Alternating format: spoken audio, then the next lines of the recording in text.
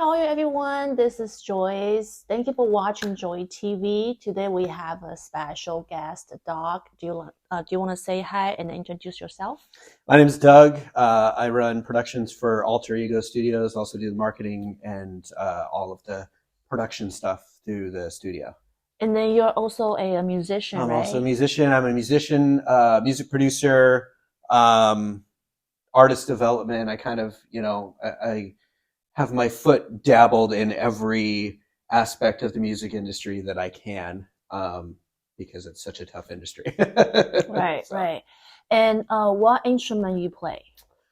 I play a little bit of everything. Really vocals are my first instrument, but I can play guitar, piano, a little bit, bass, a little bit of drums, really more of songwriting as far as, those stuff. I'm not like a guitar shredder or whatever, but I can write a song. So that's the producer side, honestly, is, when you're a music producer, you have to have knowledge, at least basic knowledge in some theory of, this is how the song structures go and how to write a vocal melody or whatever it is. So, yeah. And do you want to talk about a little bit your music history? When you start to play music, and then your main instrument is guitar or some other? Yeah, so, I don't know. I feel like music is something that you're kind of born with. Anybody can learn how to play music, but I think there's people that are born to do things. Like you think about like somebody like Mike Trout or LeBron James or whatever. I can't imagine them doing like your taxes, right? Like that would be weird. It's like, oh, hi, Mike Trout, you're a tax accountant, right? But honestly, like I've always been in my uncle is and my cousin are very, very talented musicians. Wow. So, being surrounded around them was kind of what it was for me. I got my first guitar when I was 12 years old.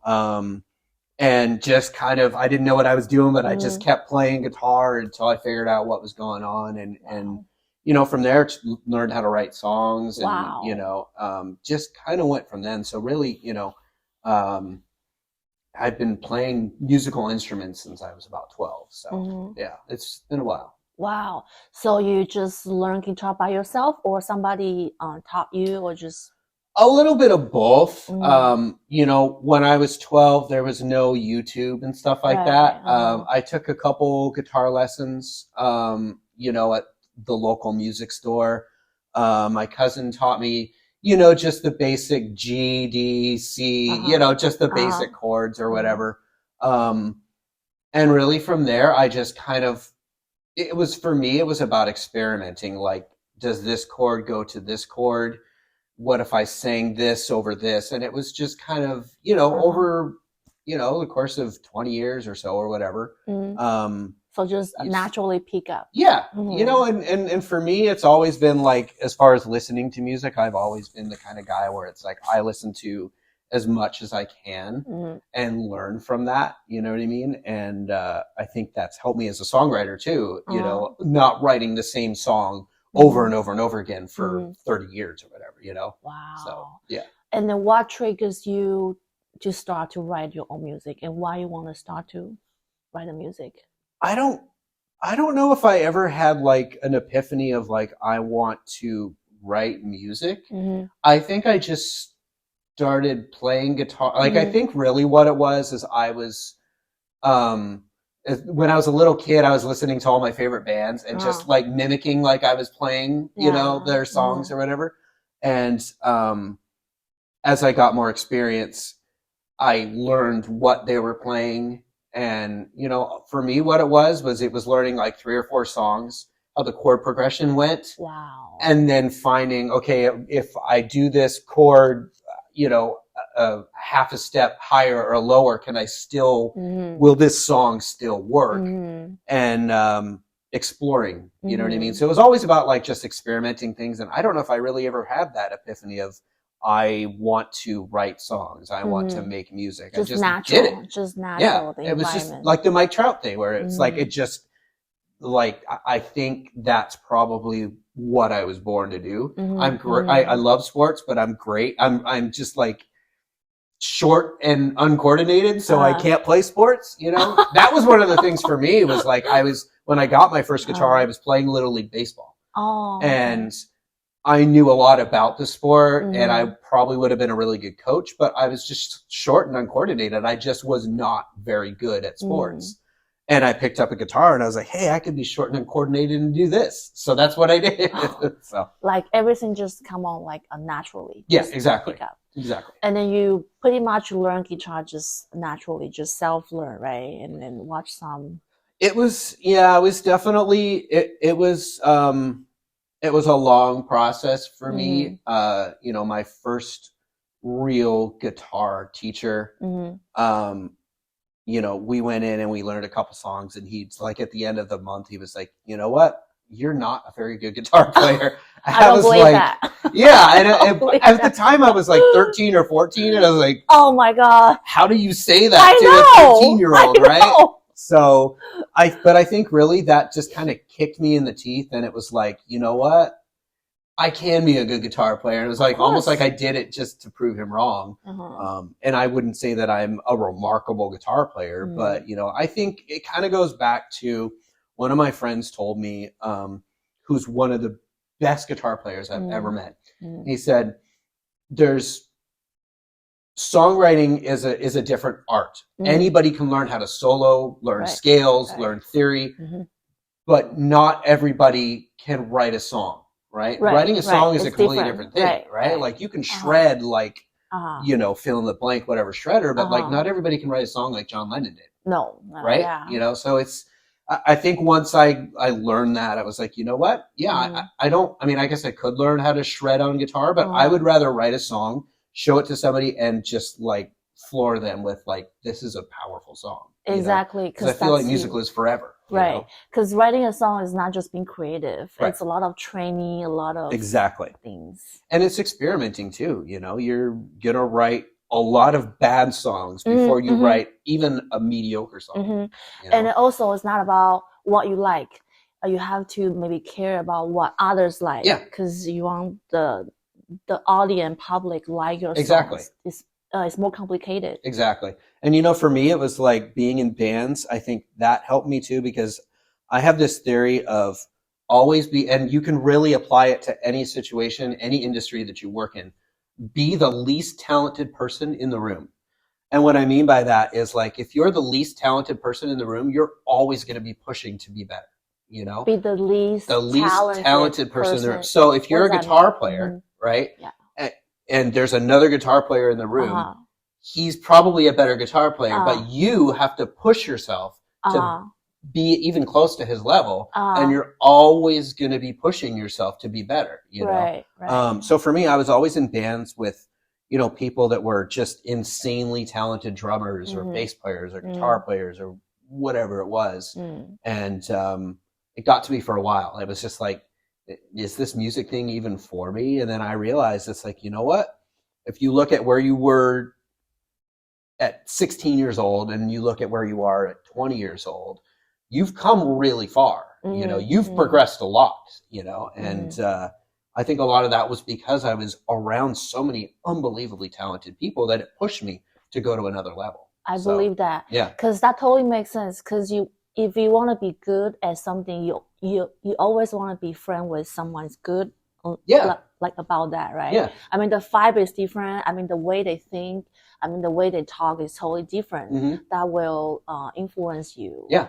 Right. Absolutely. Yeah. Because I saw the great photo that you are playing the band. Do you want to talk about like how long you've been in the band and then? Oh man. I mean, I've really, like, my first band was when I was 12 years old, when I first got my guitar. My little cousin got a drum set, so we were a band. But it was really just, you know, us performing in front of our parents and our family or whatever. That's great. That's how. But yeah, I wrote a song. I wrote 2 songs. I wrote a song called Someday.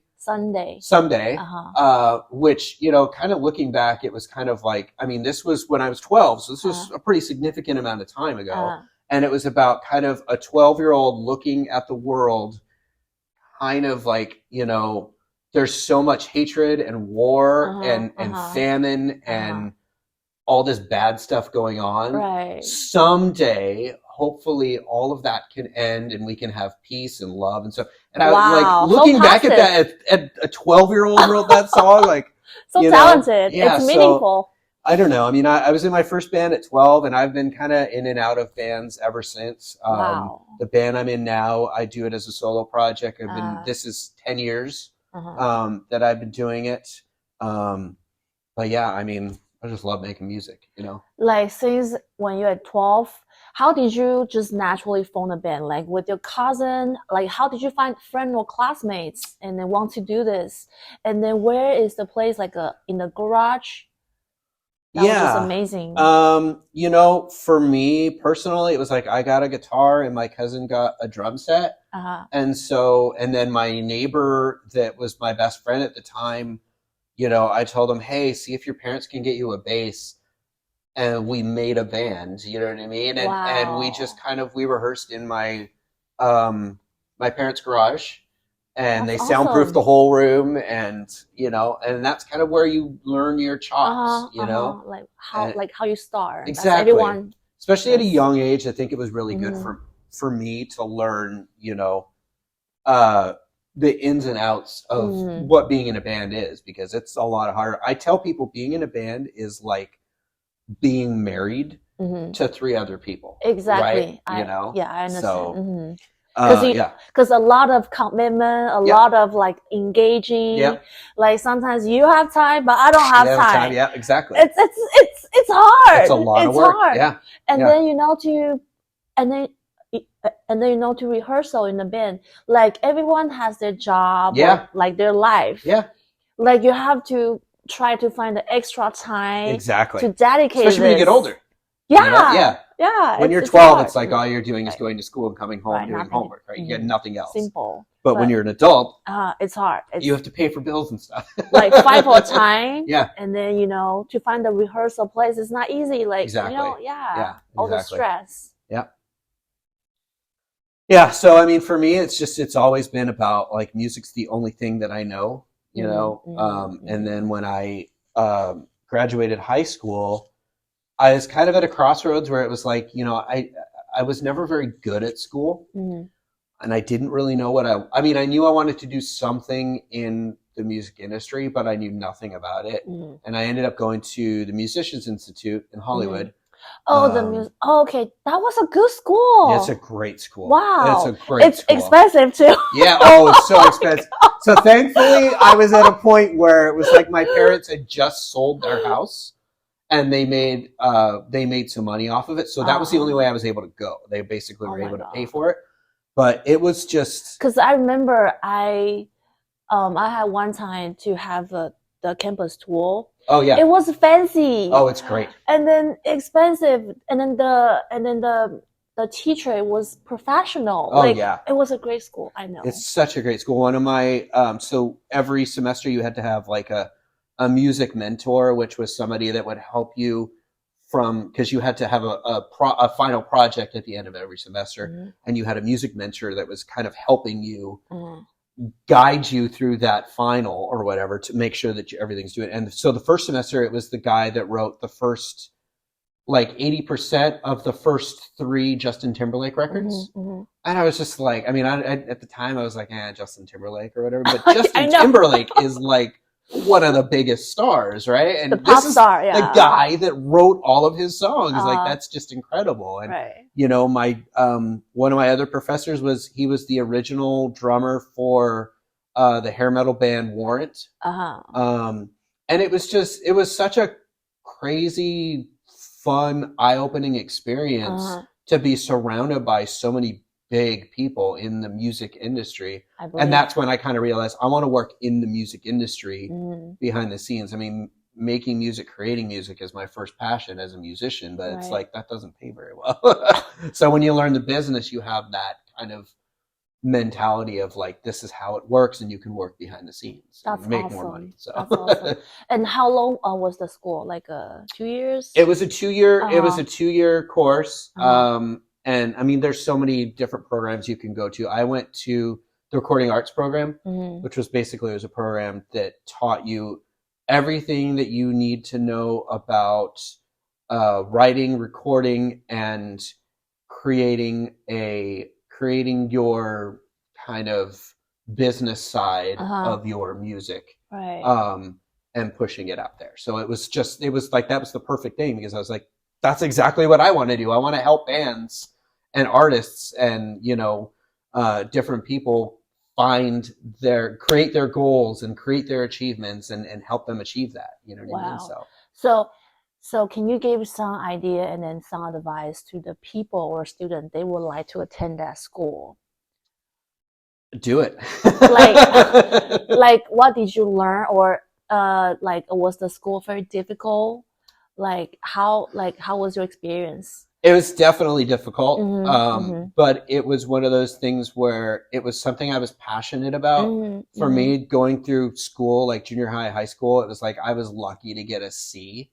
But I found that when I was doing something that I was passionate about, I mean, I got I think my GPA was like a 3.9 at MI. So it was like, from a 2.5 to a 3.9, just doing something that I was passionate about. It's expensive. It's definitely very expensive. But if it's something that you're passionate about and you want to learn, whether you're a keyboardist or a singer, or you want to learn the industry, it is one of the best, most elite schools that, at least in this area, you know what I mean? So I believe. But focus yourself, I guess, would be my kind of advice is, if this is what you want to do, soak in as much of it as you can, because even now, it was several years ago that I went. It's like so much has changed. I would love to go back, but it's just too expensive. I know, very expensive. So I haven't won the lottery yet. So, so is that school is easy to apply if there's some people want to apply? Is it easy to apply? I'm not sure what the process is now. When I went, it was like you had to submit an application. Once your application was accepted, then you had to submit some sort of musical content to them. So if you were a keyboardist, you had to submit either an original or, a cover of a song or whatever it was. So that's what I had to do, is I had to write and record a song, send it off to them, and hope that it got accepted. Obviously did get accepted. So I don't know what the process is like now. I don't know if it's the same way, or if it's just you pay X amount of dollars if you can get in, type of thing. Maybe. So yeah, I mean, I don't know. I feel like if you have money, you can get anything, right? That's true. Because I remember when I went to Cal Poly, it was very difficult to graduate. So it was the same as you, right? It's difficult to graduate. Yeah. It's also calculated as a unit of the class. Yeah. And you have to maintain quite unit to graduate. Yeah. And that was definitely, it was a lot of work, and it was like, and the other thing was I was living in Orange County and driving up to Hollywood every day for, so I was spending 2 hours both ways, just getting to and from work or from school. And then I had to go home and do homework too. So it was, it's a pretty aggressive commitment if that's what you want to do, but it's unbelievably 1000% worth it to me, at least. So sure. Yeah.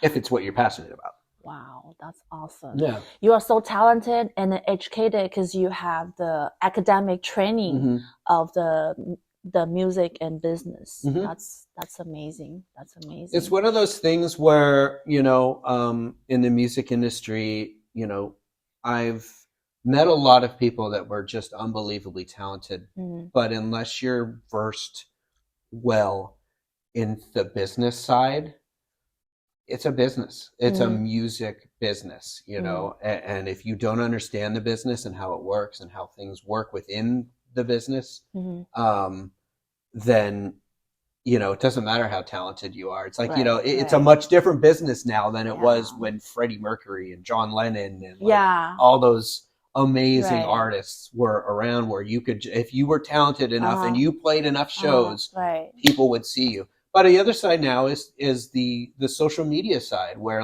you don't really need the record labels like you did before, because you could post something on TikTok and somebody in Germany could hear you. Right. And you didn't have that luxury 20 years ago. Right, You know? right. The only way for somebody to hear you in Germany 20 years ago was Mm-hmm. if you were signed to a record label and your record label was shopping it to people in Germany or whatever, you know? So Yeah. it's quite incredible, you know? Because that time is more difficult, like, you Yeah. know, because now it's the TikTok and everything is much Yeah, easier. social media, just, you know, Spotify, just the whole thing, they make it so much more accessible for literally people all around the world to hear you. So And I understand what you mean earlier, that the musician not only has to be talented to be successful, you need to know, have a concept about the business part, Mhm. meaning how to manage the marketing thing. Mhm. It's not just talented and Yeah.